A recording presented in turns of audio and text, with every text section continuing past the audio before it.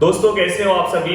इसके पहले हमने मेल रिप्रोडक्टिव सिस्टम देखा था, आज हम पढ़ने वाले हैं फीमेल रिप्रोडक्टिव सिस्टम। ओके, तो सबसे पहले मैं आपको ये बता दूं कि आपको ये टॉपिक पढ़ते टाइम कोई भी शर्माने की जरूरत नहीं, ये नहीं कि ऐसा है वैसा है। आप बहुत ही मजे से, एक हम नॉर्मल ह्यूमन बीइंग है और ये हमारा पार्ट है, हम इसके बारे में पढ़ने जा रहे हैं। समझ में आया कि नहीं? ये हमारे बॉडी से रिलेट करता है, इससे हमें शर्माने की जरूरत है। हमारे पास हाथ है ना, तो वैसे वो की है, तो समझ में आया कि नहीं? तो ये हमारे बॉडी का पार्ट है, हम जस्ट उसे पढ़ रहे हैं, तो इसमें आपको कोई भी शर्माने की जरूरत नहीं। उल्टा यहाँ पे आपको ये सीखना चाहिए हमने कुछ सीखा है। एक चीज मैं यहाँ पे आपको ये बता दूं कि जो आपका 12th का जो सिलेबस है उसके अंदर कुछ चीजें एक्स्ट्रा है।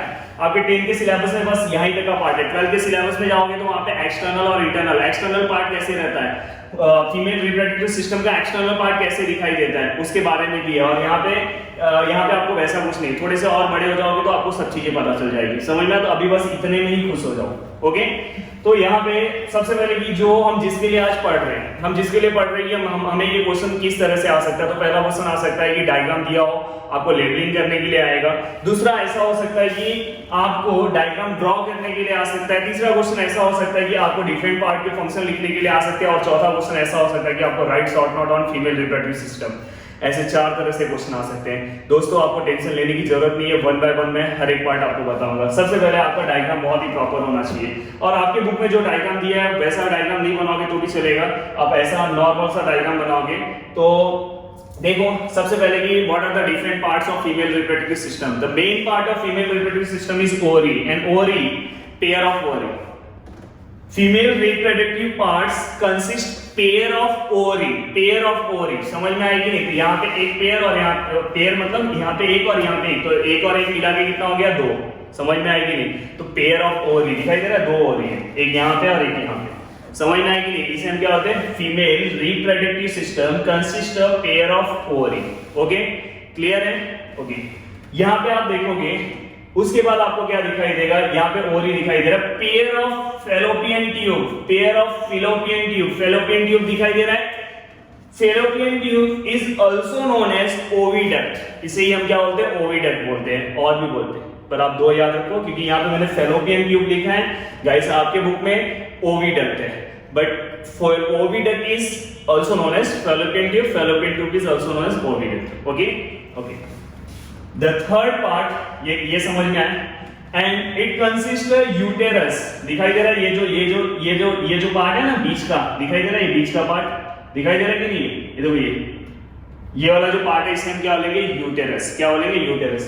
यहाँ पे देखो लाइनिंग दिखाई दे रहा है, ऐसा लाइनिंग दिखाई दे रहा है आपको, ऐसा लाइनिंग दिखाई दे रहा है कि नहीं? ऐसे लाइनिंग यहाँ पे दिखाई दे रहा है, ऐसे ये ऐसे जो लाइनिंग होते हैं उसे हम बोलते हैं एंड्रोमेट्रियम। क्या बोलते हैं? एंड्रोमेट्रियम। क्या बोलते हैं? एंडोमेट्रियम। क्या बोलते हैं? एंडोमेट्रियम। मैंने एंड्रो बोल दिया, एंडोमेट्रियम। क्या बोलेंगे इसे हम? एंडोमेट्रियम। ओके, देखो यहाँ पे ओपनिंग दिखाई दे रहा है, समझ में आएगी? इसे हम क्या बोलेंगे? सर्विक्स। ये कुछ नहीं है, नहीं तो कुछ इसको अलग समझोगे, बहुत ही पर इंपॉर्टेंट है ये। समझ में? अगर हमें पॉपुलेशन कंट्रोल करना है तो यहाँ से भी कुछ होता है। समझ में? बस आपको एक ही मेथड पता है पॉपुलेशन कंट्रोल करने का, तो ऐसा कुछ नहीं होता। तो ये रोल बहुत ही इंपॉर्टेंट है, तो सर्विक्स है। समझ में? सर्विक्स। अगर ये यहाँ पे ओपनिंग, अगर यहाँ पे अगर हम बंद कर देते हैं ओपनिंग, तो यहाँ से कुछ भी नहीं जाएगा। समझ में आया? कुछ भी नहीं जाएगा तो कुछ होगा नहीं। समझ में? तो इसलिए मैं यहाँ पे बता रहा हूँ कि सर्विक्स बहुत इंपॉर्टेंट है। Then next part is vagina. Vagina बहुत इंपॉर्टेंट है।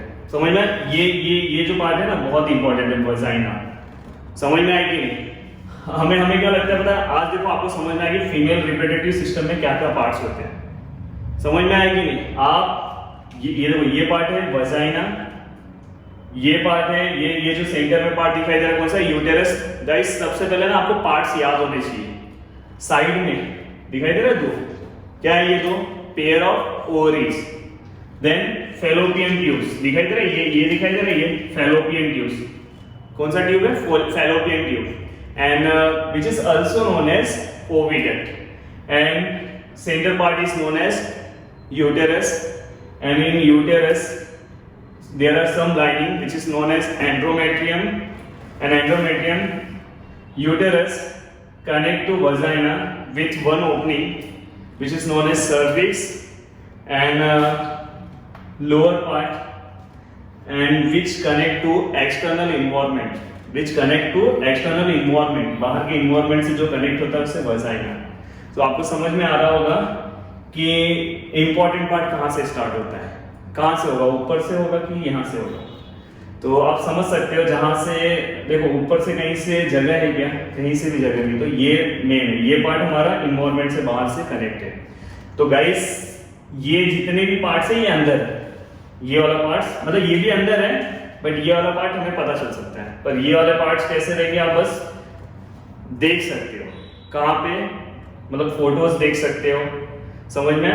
पर ये वाला पार्ट एक्सटर्नल होता है। मैं ये ऐसे आपको इसलिए बता रहा हूँ, जस्ट मस्ती के लिए नहीं बता रहा हूँ, ऐसे बता रहा हूँ कि आपको चीजें इमेजिन हो। क्लासरूम में रहोगे तो एक दो एग्जांपल देके तो और समझ में आ जाता, बट ऐसा बता रहा हूँ और समझो, थोड़ा समझ में आएगी नहीं। ओके, तो सबसे पहला पॉइंट, और मेरा काम है कि मैं आपको याद भी कराते जा रहा हूँ। सबसे पहला point, female reproductive system consist of different parts. First, pair of ovary, याद आ रहा है, पेयर ऑफ ओवरी। ऊपर से आता है fallopian tube, pair of fallopian tube which is also known as oviduct, पता है। बीच में पता है ना, ऐसा ऐसा ऐसा बीच में आता है। अब इसमें भी हंसने की जरूरत नहीं, ऐसा ऐसा बीच में आएगा ना, इसे हम क्या बोलेंगे, ये जो बीच में है पूरा, समझ में। इमेजिन करो, कोशिश करो समझने की, इमेजिन जितना करोगे। मैं बोलूंगा एरोप्लेन, तो एरोप्लेन आपके सामने आता ना, तो वैसे सोचो, ऐसा कुछ समझ में। ऐसा भी हो सकता है, पर मैं ऐसा जो मतलब सही होता है ऐसा मैं बता रहा हूं। तो ये वाले पार्ट को हम क्या बोलेंगे, यूटेरस। एंड लास्ट पार्ट जो रहेगा, मतलब लास्ट मैंने डायग्राम ऐसा बना कि आपको समझे, समझ में आएगी नहीं। तो जो लास्ट पार्ट रहेगा उसे हम क्या बोलेंगे, क्या बोलेंगे उसे हम वजाइना। ओके, तो गाइस यहाँ पे आपको समझ में आया, फर्स्ट पार्ट आपको याद हो गया, इसके ऊपर आप 2 लाइन लिख सकते हो। देन सेकेंड थिंग कि जो फर्टिलाइजेशन होता है वो कैसे होता है, तो हम उसके बारे में पढ़ने वाले हैं। सबसे पहले हमें हर एक पार्ट का थोड़ा थोड़ा फंक्शन पता होना चाहिए। जस्ट मैं थोड़ा सा आपको आपकी लैंग्वेज में बताऊंगा। देखो, जो फीमेल बॉडी होती है ना, फीमेल बॉडी जब बर्थ होता है, अब स्टोरी अच्छे से सुनना, जब हमारा बर्थ होता है मतलब फीमेल बॉडी का, तो उनके बॉडी में ना 20 लाख से लेकर 40 लाख, मतलब 2 to 4 मिलियन, आपके बुक में लिखा है 1 million which is equal to 10 lakh, पता है कि नहीं पता। तो 20 लाख से लेकर 40 लाख तक उनके बॉडी में क्या, मतलब उनके ओवरी में क्या रहते हैं, एग्स होते हैं।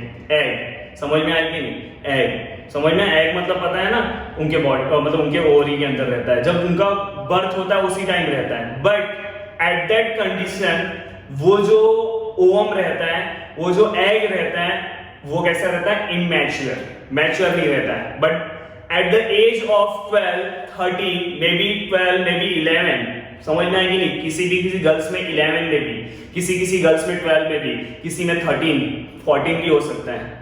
बॉडी स्ट्रक्चर, हार्मोन, ये सब बहुत ही इंपॉर्टेंट, इसके अंदर बहुत ही इंपॉर्टेंट होते हैं। तो ये सब चीजों के ऊपर डिपेंड करता है कि वो एग रिलीज कब होता है, समझ में आएगी नहीं। एट द एज ऑफ, जैसे उनका पुबर्टी एज जब स्टार्ट हो जाता है, जब वो मैच्योर हो जाते हैं, समझ में आएगी उनके बॉडी में हर मंथ एक एक एग क्या होता है उसके अंदर से निकलते जाता है, एक एक एग निकलते जाता है। जितने एग थे अप टू 2 to 4 मिलियन, मतलब अप्रोक्सीमेट, समझ में इतना रहता है। उसमें से क्या करेंगे, धीरे धीरे एक एक हर मंथ निकलते जाते हैं, समझ में आए। और एक और चीज अच्छे से समझना, अगर समझो इस मंथ में, जैन मंथ में इससे निकला है एग, तो नेक्स्ट मंथ में इससे निकलेगा। अल्टरनेट निकलता है, कैसे निकलता है, alternate. First next month alternate, समझ में आएगा। 1 महीने का इसको आराम मिल जाता है, इसका काम फिर से 1 महीने के गैप पे आता है। अल्टरनेट एग क्या होता है, रिलीज होता है।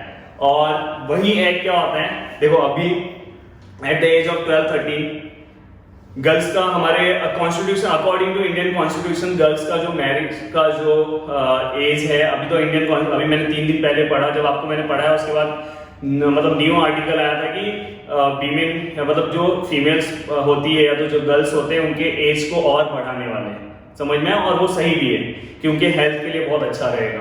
तो जब वो मतलब उनके बॉडी से कंटिन्यूस वो एग क्या होता है, रिलीज होता है। जब एग को, जब तक स्पर्म नहीं मिलता, समझ में आएगी नहीं, जब तक स्पर्म नहीं मिलता तब तक फर्टिलाइजेशन नहीं होता। तो यहाँ से हर मंथ एक एक एग रिलीज होता है, यहाँ से भी एक, मतलब नेक्स्ट मंथ में यहाँ से एग रिलीज होगा। रिलीज होने के बाद क्या होता है पता है, यहाँ पे लेयर होता है और पूरा का पूरा वो जो एग है उसके साथ अगर स्पर्म नहीं मिलता तो पूरा का पूरा ब्लड लेके पूरा का पूरा लेयर लेके वो क्या होते हैं यहाँ सर्विक्स के थ्रू यहाँ से क्या करते हैं बॉडी से बाहर चले जाते हैं। समझ में, यहाँ से बॉडी से क्या हो जाते हैं, यहाँ से बाहर चले जाते हैं। और इसी को हम क्या बोलते हैं, मेंस्ट्रुएशन साइकिल। और मेंस्ट्रुएशन साइकिल हम पढ़ने वाले हैं, इसके बाद का हमारा टॉपिक है कैसे होता है, फर्स्ट डे से फोर्थ डे वो सब मैं सब बताऊंगा। कौन से डे एग रिलीज होता है, कौन सा ऐसा कंडीशन रहता है कि समझ में ऐसा वाला कंडीशन होता है कि मतलब एकदम परफेक्ट बहुत ही सही हो, तो ये भी मैं आपको बताने वाला हूँ कि कौन क्या उसके अंदर बहुत सारी चीजें आप सीखने वाले हो। और menstruation cycle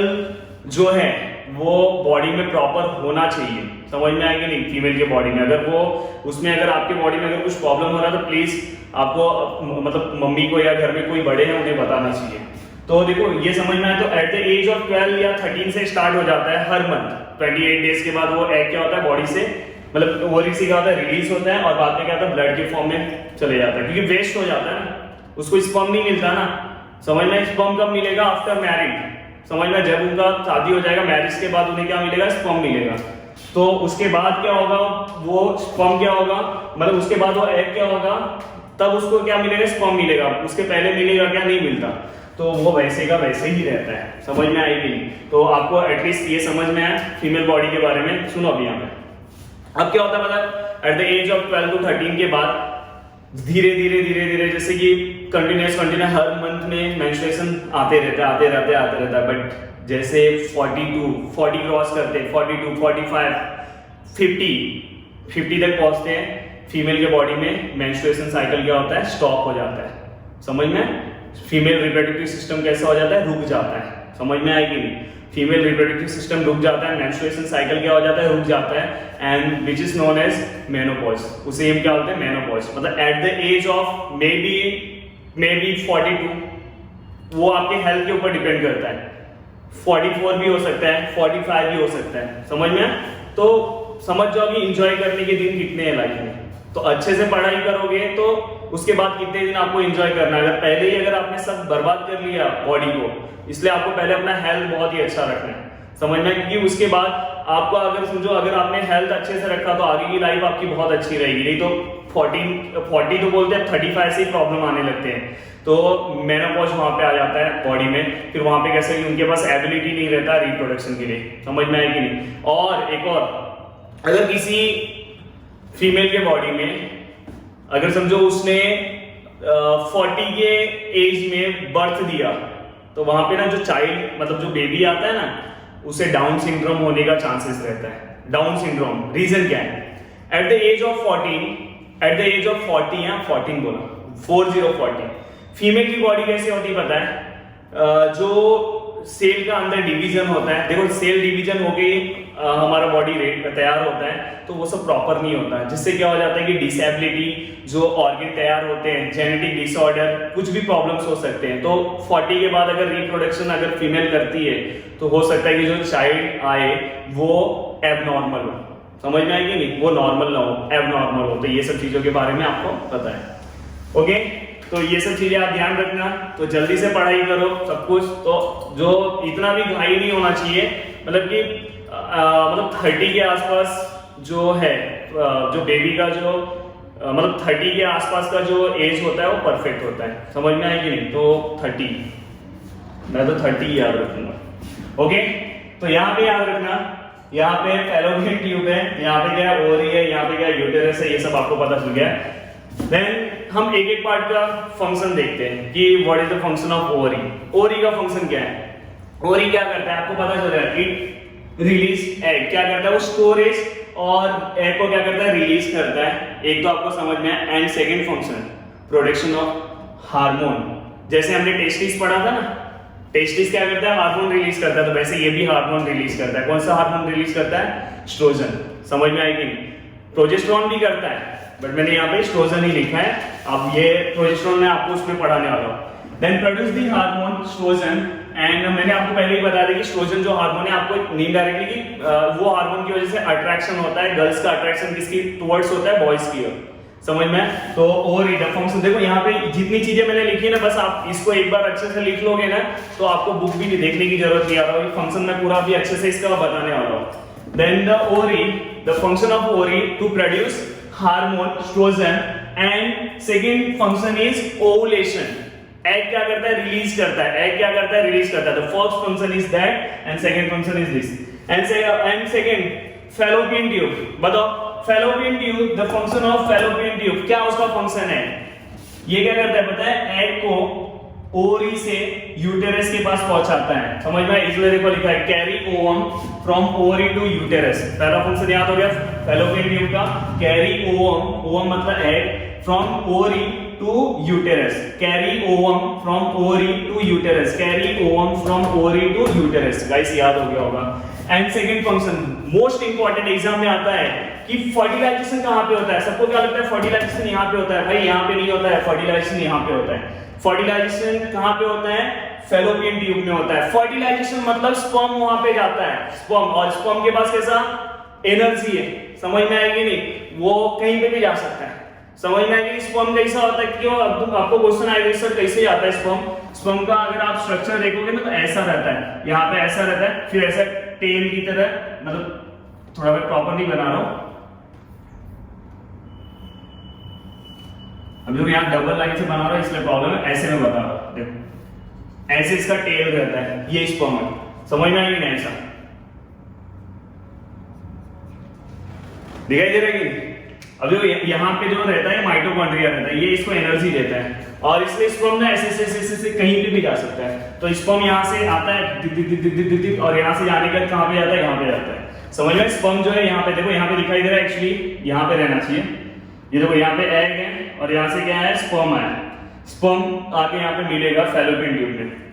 then fertilization take place in fallopian tube. कहाँ पे मिलते हैं स्पर्म और एग, फैलोपियन ट्यूब में। देखो एग यहाँ से निकलेगा, यहाँ पे रहेगा, और यहाँ से स्पर्म जाएगा, स्पर्म जाने, स्पर्म के पास कैसा रहता है, मूवमेंट रहता है। और यहाँ से एग कैसे मूवमेंट करता है, यहाँ से सीलिया रहता है, सीलिया क्या रहता है, यहाँ पे सीलिया रहता है, ऐसा रहेगा, तो वो क्या करता है, इसको मूवमेंट कराता है, इसको एग को।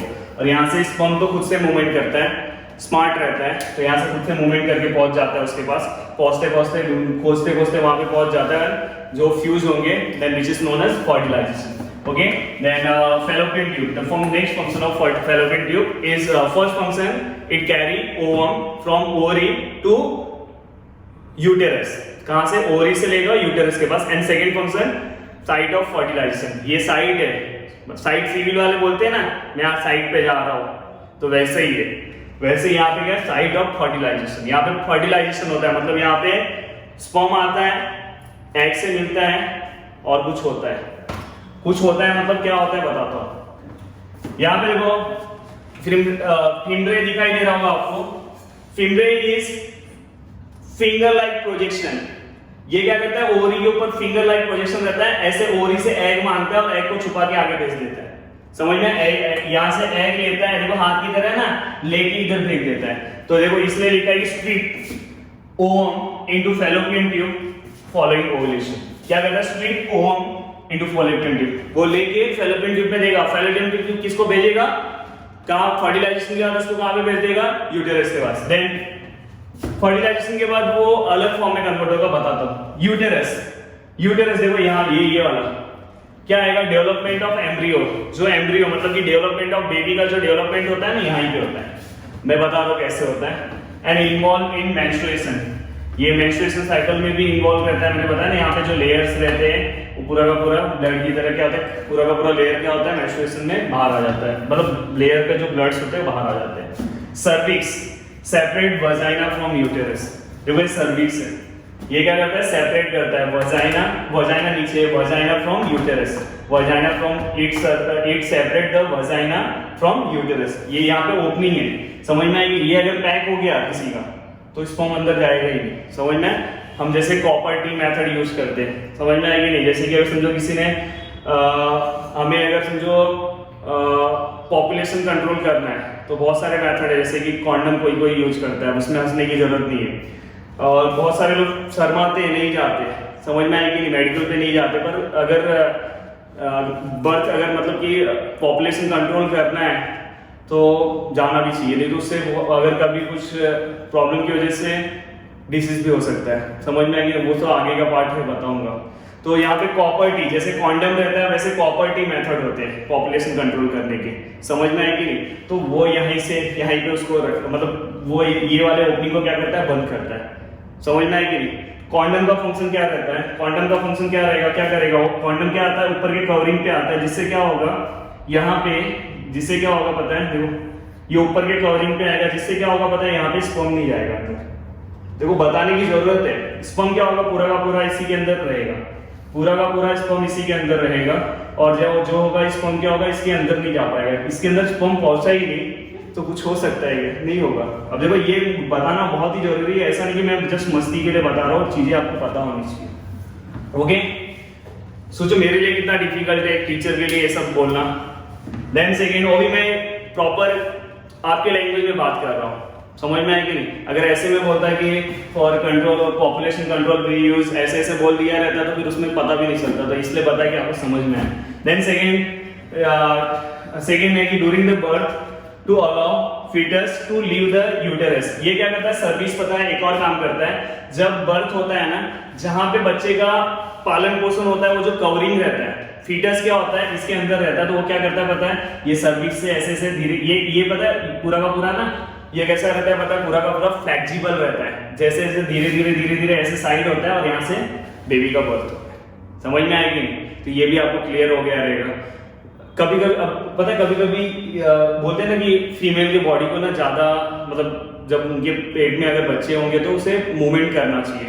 रीजन क्या है, बॉडी में जो रहेगा प्रॉपर हमेशा हलचल होनी चाहिए, मतलब ज्यादा मूवमेंट, मतलब कूदने उदने का नहीं तो इफेक्ट पड़ेगा, मतलब मूवमेंट करना है, घर में एक ही जगह नहीं बैठे रहना है। जिससे क्या होता है पता है कि अगर आप देखोगे ना आज के केसेस, तो आज मोस्टली केसेस ना जितने भी बर्थ हो रहे हैं ना उसमें से 60% केसेस ना ऑपरेशन से होता है, समझ में। और नॉर्मल मेथड क्या रहता है कि नॉर्मल ये फ्लेक्सिबल रहता है, ये अपने आप धीरे धीरे यहाँ से मूवमेंट करता है और कॉन्ट्रैक्शन एंड रिलैक्सेशन का काम इसके अंदर होता है।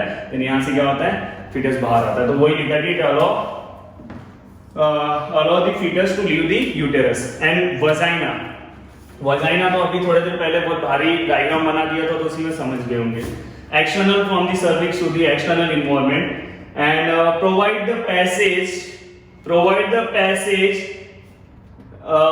For sperm and menstrual flow. मतलब ये क्या करता है, पैसेज देता है किसके लिए, स्पर्म के लिए पैसेज देता है। यहां से ये वजाइना से ही क्या होगा, स्पर्म जाएगा, समझना। जैसे रोड पे से गाड़ियां चलती है तो वैसे ही यहां से जाएगा। एंड सेकंड क्या होता है पता है, मेंस्ट्रुअल सॉरी मजे करो, सीख रहे हैं। देन सेकंड यहाँ पे आपको यहाँ से क्या होगा पता है, मेंस्ट्रुएशन का यहाँ से जो मेंस्ट्रुएशन के जो ब्लड्स होंगे वो भी क्या होगा, यहाँ से बॉडी से बाहर जाएगा। बॉडी से बाहर जाएगा मतलब वजाइना के थ्रू बाहर जाएगा। तो गाइस यहाँ पे मैंने हर एक फंक्शन बता दिया। यस, रिवाइज करते हैं। द फंक्शन ऑफ ओवरी क्या आएगा, the function of ovary it produce hormone and second function is ये क्या करेगा, सेकंड फंक्शन इसका रहेगा for ovulation and fallopian tube. The function of fallopian tube, देखो एग्जाम में जो आपको लिखना है वो बता रहा हूँ। The fallopian tube it carry the ovum from ovary to uterus and fallopian tube is a site of fertilization and second function uterus में यूटेरस का जो फंक्शन था हमने क्या पढ़ा था, डेवलपमेंट ऑफ एम्ब्रियो, इतना भी याद रखोगे तो भी चलेगा। And next cervix it separated uterus from vagina, समझ में। और भी लिख सकते हैं, बस इतना लिखो। वजाइना क्या आएगा, वजाइना का भी आपने पढ़ा कि give passage to sperm and menstrual flow, तो ये दो चीजों को पैसेज देने का काम करता है। तो गाइस यहाँ पे मैंने आपको बता दिया। एंड ईच मतलब कि हर मंथ में अल्टरनेट ओवरी से एग क्या होगा, रिलीज होगा, और वो एग किससे मिलेगा, ओवम से। अब देखो यहाँ पे तो ये तो थोड़ा सा ये वाला जो लिखा हो, all organ of female reproductive system are in abdominal cavity, दिखाई दे रहा है। मैंने पहले ही बताया था आपको, स्टमक के यहाँ नीचे का जो पार्ट रहेगा, एब्डोमेन का पार्ट जो रहेगा, तो वहां पे उस कैविटी में कौन कौन से ये ऑर्गन्स पाए जाते हैं। Then second it includes pair of ovaries, pair of oviduct, single uterus and vagina. Pair of ovary, pair of oviduct, fallopian tube, oviduct मतलब fallopian tube, and single uterus, एक ही यूटेरस है, एंड वजाइना, एक vagina आपको नीचे दिखाई देगा। And ovum is release in every month alternately from each ovary. Ovum क्या होगा, रिलीज होगा। Ovum is release in every month alternately from each ovary, ovum क्या होगा, रिलीज होगा, अल्टरनेट ईच ओवरी, मैंने बताया था कि हर एक अलग अलग ओवरी से क्या होगा, रिलीज होगा। मेनोपॉज, मेनोपॉज मैंने बताया कि फीमेल के बॉडी में होता है। Menopause is the stoppage of functioning of female reproductive system. क्या करेगा, फीमेल रिप्रोडक्टिव सिस्टम का फंक्शनिंग क्या करता है, रोक देता है। समझ में आया कि नहीं, फीमेल रिप्रोडक्टिव सिस्टम का फंक्शनिंग क्या करता है, रोक देता है। ओके, तो यहाँ पे मैंने बताया। अब लास्ट सब कुछ मैंने बता दिया। एग्जाम में आपको ये डायग्राम बनाना है, ये 1 बाय 1 लिखना है और कुछ नहीं करना है। थोड़ा सा पॉइंट स्टार्टिंग में ही लिख देना है और कुछ नहीं करना है। अब आपको एक्स्ट्रा बता रहा हूँ, आपके बुक में नीचे डेवलप बर्थ एंड डेवलपमेंट का पार्ट है, अच्छे से दिया नहीं है, छोटा सा ही है, तो उसके बारे में थोड़ा सा डिस्कस करता हूँ। क्या होगा पता है, फीमेल के मतलब फीमेल के वजाइना में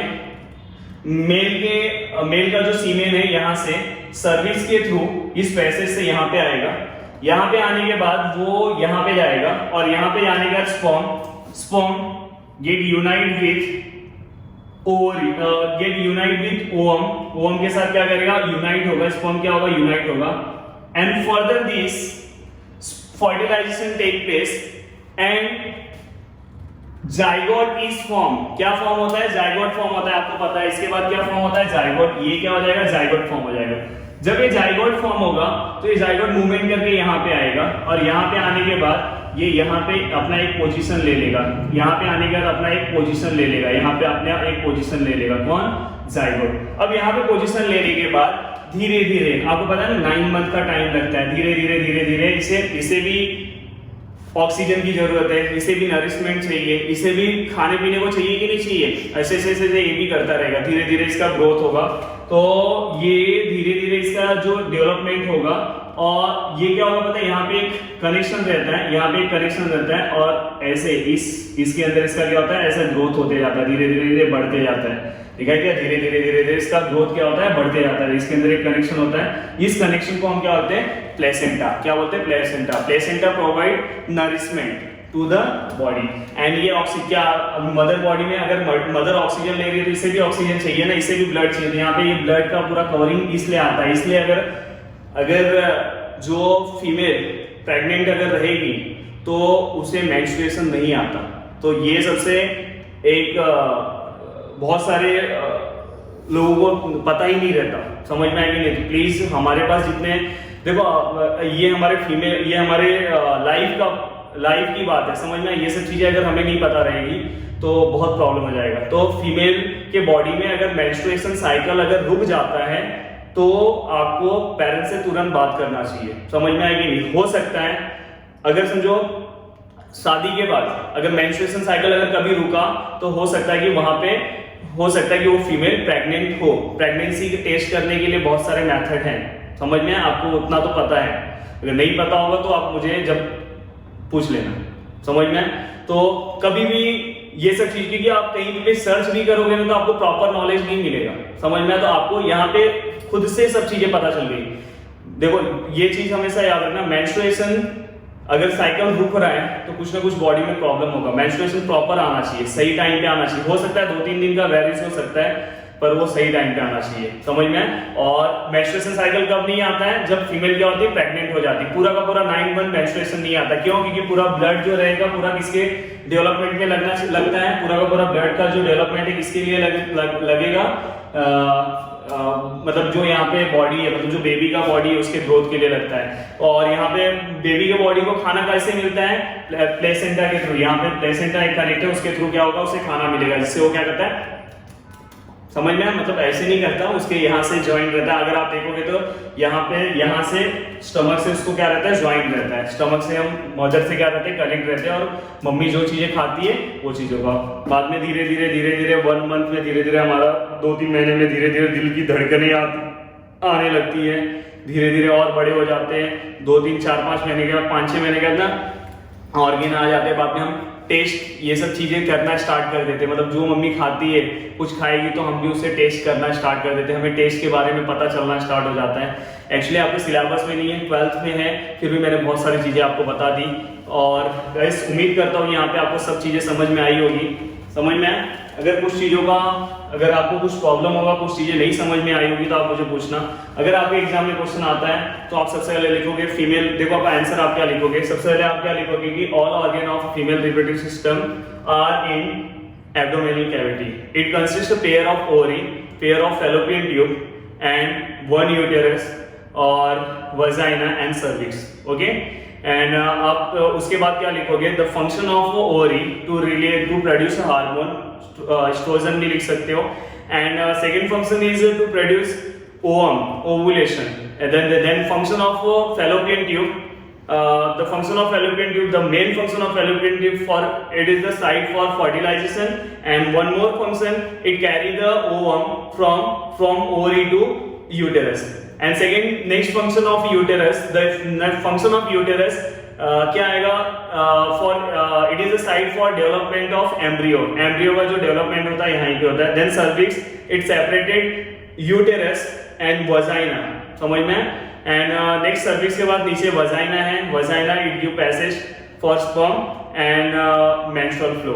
हो गया, इतनी चीजें अगर आप लिखोगे। And what is fertilization and gamete formation, fertilization अगर आपको आया तो आप लिख सकते हो कि at the birth of female body it's ovary consist 2 to 4 million eggs, but at the mature मतलब at the puberty level one egg is released from 1 month and alternate each ovary, समझ में आएगी ना, from alternate each ovary, alternate एक ovary से क्या होगा, release होगा, समझ में।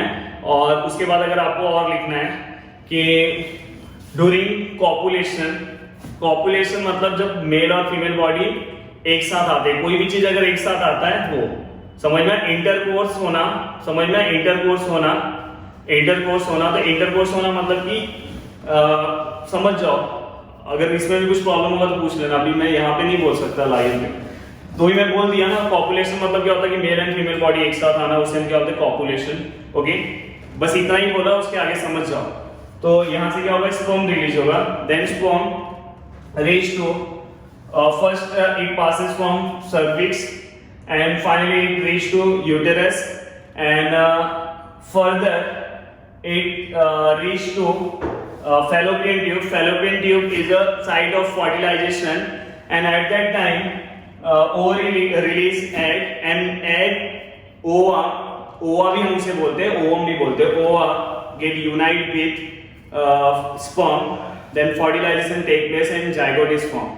Further this zygote reach to uterus and in which embryo development take place, and फिर वहां पे क्या होगा, एम्ब्रियो का डेवलपमेंट होगा। आपको प्लेसेंटा के बारे में तो लिखना है, तो लिखो placenta provide nourishment to the zygote के बाद का जो स्टेज रहता है टू द बेबी, ये भी आप लिख सकते हो। एंड फाइनली बाकी के फंक्शंस तो आपको लिख के दिया। तो गाइस यहाँ पे मुझे ऐसा लग रहा है कि आपको सब चीजें अच्छे से समझ में आ गई होगी, कोई भी आपको प्रॉब्लम नहीं होगा और आपने 1 by 1 हर एक पार्ट समझ लिया होगा। आज आपने अपने लाइफ में बहुत सारी चीजें नई सीखी होगी, कोई ना कोई कुछ ना कुछ तो नया सीखा होगा। प्लीज अगर आपने नया सीखा होगा तो प्लीज नीचे एक कमेंट्स लिखना, कुछ ना कुछ तो आपने नया तो सीखा ही होगा, भले चाहे आप गर्ल्स हो या आप बॉयज हो। समझिए बॉयज में तो बहुत सारी चीज नई सीखी होगी, समझ में आएगी नहीं, फेंकने के लिए तो कुछ भी फेंकते हो, पर बहुत सारी चीजें नई सीखी होंगी और गर्ल्स ने भी सीखा होगा, इतना तो मैं बोल सकता हूँ। समझ में आएगी नहीं, तो प्लीज अगर आपने कुछ चीजें नहीं सीखी है, नहीं सीखी नहीं नई सीखी है, न्यू मतलब कुछ नया सीखा होगा, तो प्लीज नीचे कमेंट्स करना।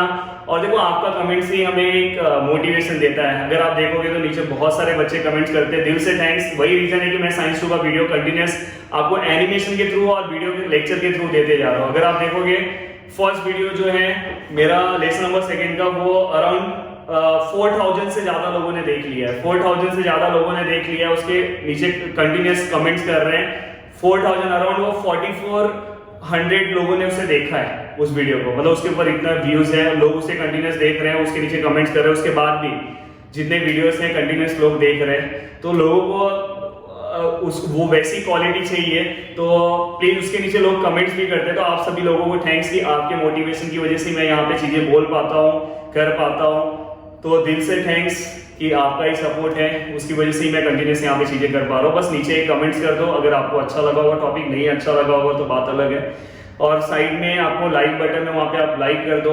लाइक के बाद अगर आपने अभी भी सब्सक्राइब नहीं किया होगा तो प्लीज चैनल को सब्सक्राइब कर दो। अपना 2 ही टॉपिक इसका बचा है, एक मेंस्ट्रुएशन साइकिल बचा है और मेंस्ट्रुएशन साइकिल फीमेल के लिए बहुत ही इंपॉर्टेंट है, मेल के लिए भी इंपॉर्टेंट है। आगे जाके आपका कुछ भी मतलब घर में कोई रहा तो उसको प्रॉब्लम ना हो, समझ जाओ, इसलिए आपके लिए भी बहुत ज़रूरी है कि आपको पता हो। और लास्ट कुछ मेथड है प्रेगनेंसी के, मतलब कि कुछ मेथड है पॉपुलेशन कंट्रोल के, ऑलरेडी वो यहाँ पे मैंने बता दिया, और उसके बारे में हम डिस्कस करेंगे। तो वन बाय वन आपको टॉपिक सब समझते जाएगा। तो गाइस बहुत ही अच्छा लगा आपको समझा के टॉपिक, आपको भी बहुत ही अच्छा लगा होगा। तो दिल से थैंक्स लेक्चर देखने के लिए, और इसके बाद हमारा नेक्स्ट लेक्चर आएगा। Then thank you so much.